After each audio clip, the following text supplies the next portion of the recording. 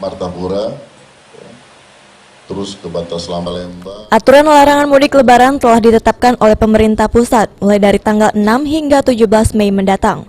Walaupun demikian, Balai Besar Jalan Negara 5 Palembang masih terus melakukan persiapan kondisi jalan di Sumsel.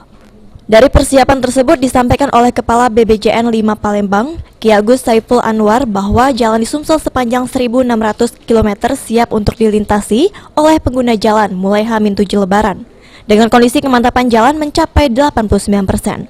Selain itu, BPJN 5 Palembang menyiapkan posko siaga bencana dan alat berat akan ditempatkan di sejumlah lokasi wilayah Sumsel yang rawan bencana, dengan tetap memperhatikan protokol kesehatan karena masih dalam kondisi pandemi COVID-19. 1.600 km jalan sudah siap untuk dilalui oleh pengguna jalan. Jadi H-7 kita sudah nyatakan siap untuk dilalui dengan kondisi kemantapan jalan sekarang itu sekitar 89%. Jadi saya rasa sudah cukup baik. Begitu juga posko siaga bencana kita sudah kita siapkan.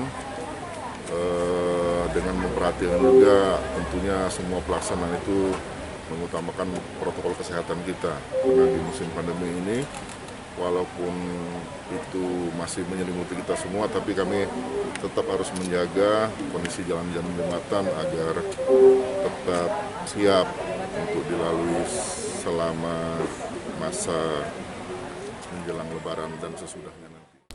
Ditambahkan oleh Saiful bahwa petugas di lapangan mempunyai waktu 5 jam untuk sampai ke lokasi jika terjadi bencana untuk segera melakukan perbaikan. Firman Hidayat, PAL TV.